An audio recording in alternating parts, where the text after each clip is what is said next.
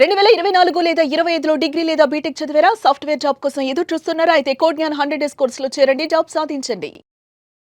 నమస్తే. అంటే ఎన్నో రకాల నేరాలకి వాటికి తగిన మెకానిజం ఉన్నా కూడా అడ్డు అదుపు లేకుండా జరుగుతున్న నేరాల పరంపరలో భూ కబ్జాలు ఒక ముఖ్యమైన అంశం.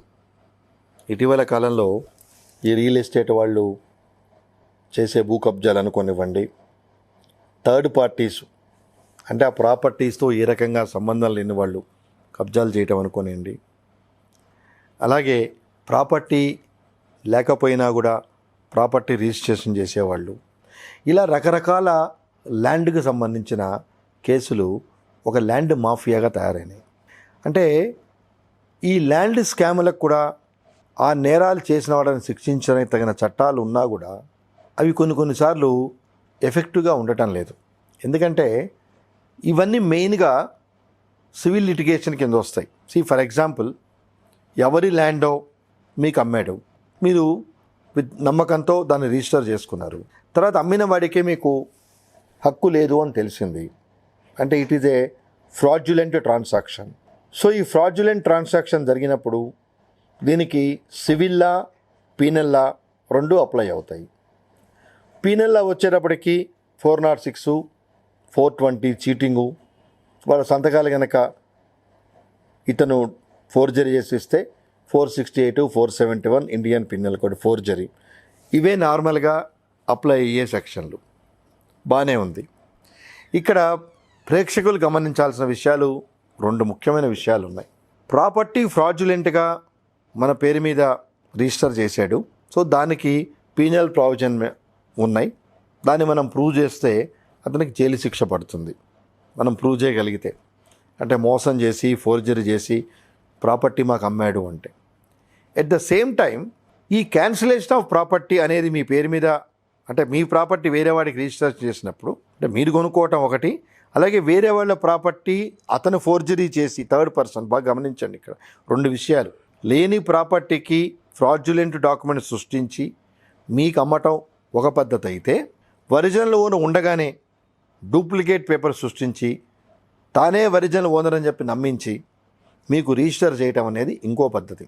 ఇక్కడ బర్డన్ ఏంటంటే, మనకున్న లీగల్ సిస్టమ్ రైటో రాంగో నా ప్రాపర్టీ వేరేవాడు మీకు రిజిస్టర్ చేశాడు, ఇక్కడ నా ప్రాపర్టీ నాదని ప్రూవ్ చేసుకోవటానికి నేను ఆ క్యాన్సిలేషన్ ఆఫ్ సేల్ డీడ్ వేయాలి. అది దౌర్భాగ్యం ఉన్న సిస్టంలో ఉన్న నెగిటివ్ ఆస్పెక్ట్స్. అంటే ఏ అండ్ బి వాళ్ళ వాళ్ళు కొల్యూడ్ అయిపోయి నా ప్రాపర్టీ రిజిస్ట్రేషన్ చేసుకున్నా, again responsibility is on the original owner to retain and to cancellation of the deed which is in existence as if the original owner registered the document. So నా property రైటో రాంగో ownership మారిపోయినప్పుడు, ఆ ownership genuine transaction కానప్పుడు I have no right over the property. ఈ రోజు నుంచి record ప్రకారం owner some X. So original owner నేనైనా దానికి సంబంధించిన కాగితాలు నా దగ్గర ఉన్నా, ఓనర్షిప్ రైట్స్ నా దగ్గర లేవు. I have only title. Even ఆ టైటిల్ కూడా వాళ్ళు తీసేసుకున్నారు. ఇంకొక నెగిటివ్ మన రిజిస్ట్రేషన్ యాక్ట్లో ఉంది ఏంటంటే, registrar is nowhere concern whether you are the owner of the property or not. When two people are there, when the consent documents are available, it means there is a seller and there is a buyer. Registrar will register the property. అతని scope అంతే. He will not have any right to verify the veracity, either the ownership or entitlement over the property of the seller. ఇది మనకున్న ఒక దౌర్భాగ్యమైన system. So ఎప్పుడైతే registrar ఈ రకమైన powers exercise చేసే అధికారం చట్టం కల్పించలేదో, he is doing only as a postman job. ఇద్దరు పార్టీలు ఆయన ముందు అటెండ్ అయ్యి, ఇదిగోండి ఇవి డాక్యుమెంట్స్, ఈ ప్రాపర్టీ నాది, దీని లింక్ డాక్యుమెంట్స్ ఇవి, ఈయనకు అమ్ముతున్నాను అంతే. He never bother about and he has no right to verify the legal veracity of the documents shown by the original owner. అందుకే సుప్రీంకోర్టు పర్చేజర్స్ ఆర్ బివేర్ అని చాలా సందర్భాల్లో చెప్పడం జరిగింది.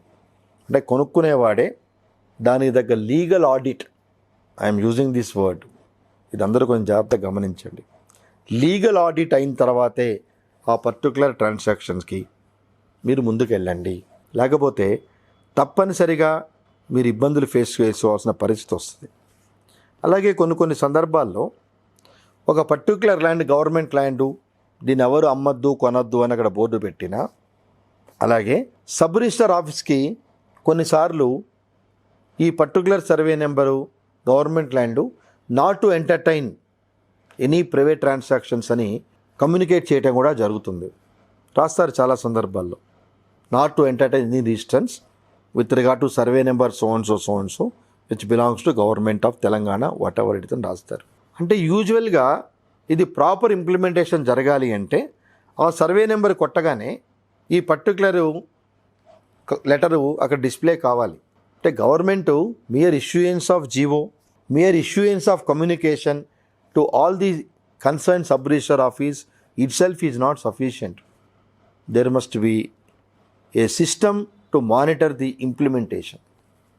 ఎందుకంటే చాలా చోట్ల ఈ ల్యాండ్ గ్రాబర్సు డాక్యుమెంట్ సృష్టించి ఇది గవర్నమెంట్ ల్యాండ్ అనే విషయాన్ని సప్రెస్ చేసి వేరే వాళ్ళకి అమ్మేస్తారు.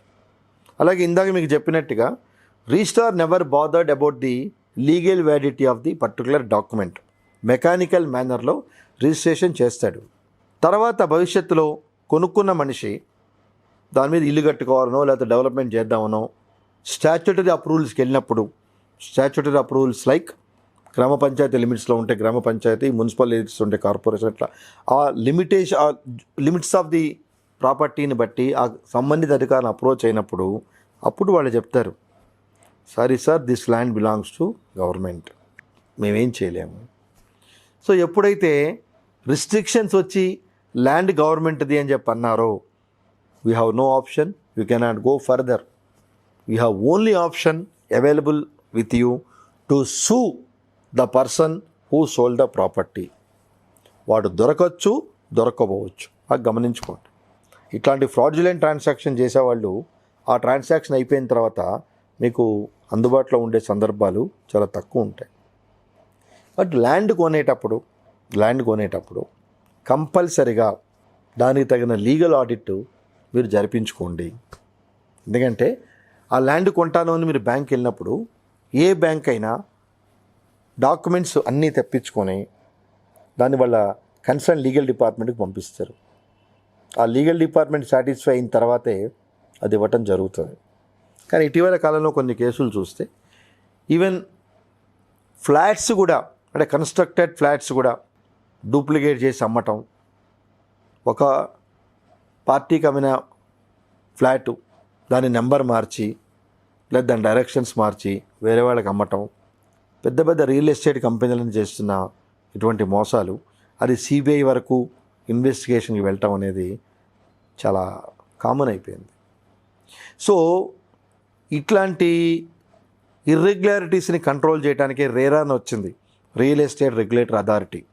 దానికి కొన్ని పవర్స్ ఇచ్చినా కానీ దాన్ని మన తెలంగాణ ప్రభుత్వం స్టార్ట్ చేసింది.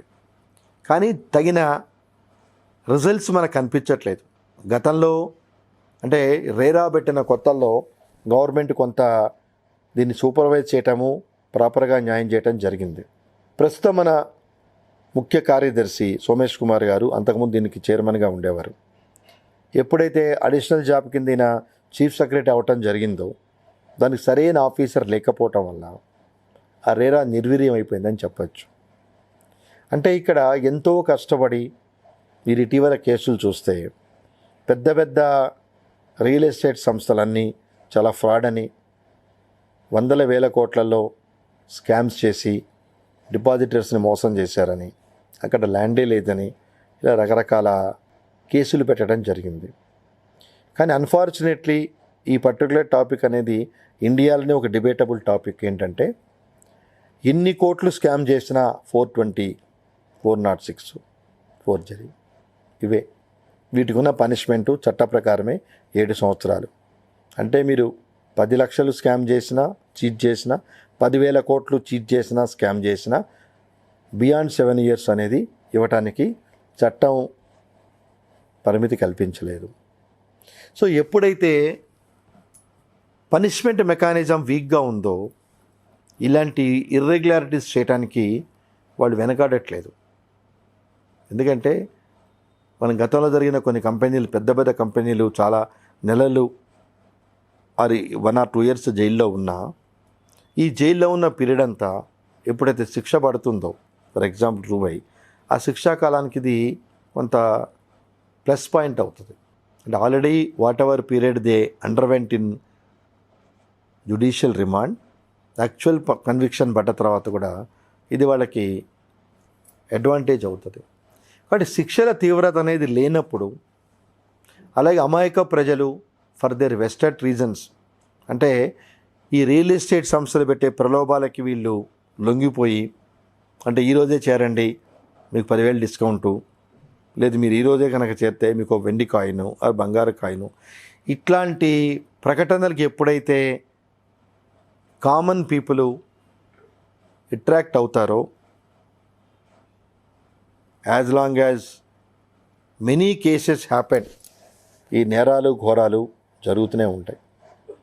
సో రియల్ ఎస్టేట్ రంగంలో కామన్ మ్యాను ఎంతో కష్టపడి ఒక లైఫ్ టైం అచీవ్మెంట్ లాగా ఒక ల్యాండ్ కొనుక్కోవాలనో తర్వాత దాని మీద లోన్ తీసుకొని ఇల్లు కట్టుకోవాలనో తను రిటైర్మెంట్ అయిన తర్వాత భార్యాబిడ్డలతో కంఫర్టబుల్ లైఫ్ లీడ్ చేయాలనో చేసుకునే ఈ మధ్యతరగతి కుటుంబీకులు ఫ్యామిలీస్కి ఇప్పుడు మన సొసైటీలో జరుగుతున్న ఈ రియల్ ఎస్టేట్ మోసాలతో కావాల్సినంత రియలైజేషన్ అనేది మీకు రావాలి.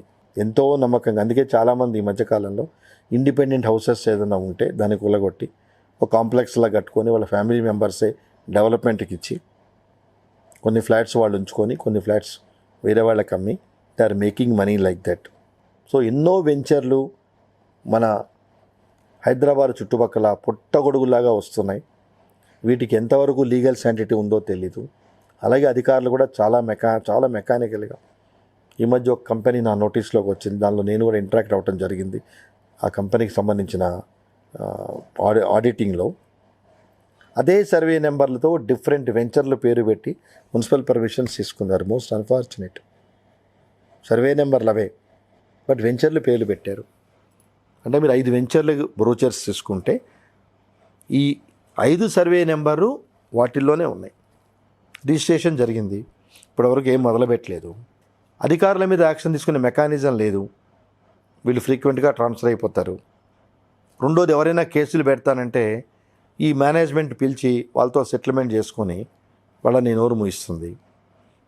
సో వాళ్ళకి ఏముంటుంది, జనాల గురించి నీకెందుకు, నువ్వు గొడవ చేయకు, నీ 10 రూపాయలు నీకు ఇస్తున్నా పో అంటుంది. So divide and rule policy నడుస్తుంది. సో వీళ్ళందరూ యూనియన్గా ఉండి, అందుకే నేను అగ్రిగోల్డ్ కేసుని చాలా ఆదర్శంగా తీసుకుంటాను.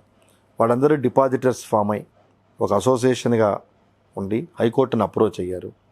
హైకోర్టు డివిజన్ బెంచి వాళ్ళ ఆస్తుల్ని అప్పుల్ని మానిటర్ చేయటం జరుగుతూ అట్లీస్ట్ ఫేజ్ వైజ్గా something is better than nothing లాగా డిపాజిటర్స్కి కొంత రీపేమెంట్స్ చేయటం జరుగుతూ ఉంది. కాబట్టి ఈ కార్యక్రమం ద్వారా సుమన్ టీవీ ప్రేక్షకులు గమనించాల్సింది ఏంటంటే ఎన్నో రకాల ప్రలోభాలతో అత్యాశలతో మీ ముందుకు వస్తున్న ఫైనాన్షియల్ కంపెనీలు కానివ్వండి, గోల్డ్ ట్రాన్సాక్షన్స్ కంపెనీ కానివ్వండి, ల్యాండ్ ట్రాన్సాక్షన్స్ కంపెనీస్ కానివ్వండి, వితౌట్ ప్రాపర్ వెరిఫికేషన్ ఇన్ని అనుభవాలు జరుగుతున్నా కూడా ప్రజలు మారకపోతే ప్రజల బలహీనతే ఇలాంటి సంస్థల యొక్క మనుగడకి మనమే ఇండైరెక్ట్ కాదు డైరెక్ట్గానే చేయూతనిస్తున్నాం. We are the sufferers. ఎవరి డబ్బులు కాదండి, మన డబ్బులే. అలాగే ఇన్ కేస్ ఆఫ్ ఎనీ ఈవెంచువాలిటీస్ మీరందరూ ఒక అసోసియేషన్గా ఫామ్ అయ్యి హైకోర్టును ఆశ్రయించి ఈ కార్యక్రమాల మీద తగిన చర్యలు తీసుకోవాల్సిందని చెప్పని రిట్ పిటిషన్ వేసే అధికారం కూడా చట్టం ప్రజలకు కల్పించింది. ఇది ఎంతవరకు మీ అవగాహన ఉందో నాకు తెలియదు, కానీ మీకు ఇలాంటి వాటిలో ఇబ్బంది కలిగినప్పుడు బాధితులందరూ ఒక అసోసియేషన్గా ఫామ్ అయ్యి తప్పనిసరిగా ఈ కంపెనీ యాక్టివిటీస్ మీద, ఈ మిస్మేనేజ్మెంట్ మీద, ఈ చీటింగ్ మీద ఇండిపెండెంట్ ఎంక్వైరీ జరిపించమని హైకోర్టును అడగచ్చు.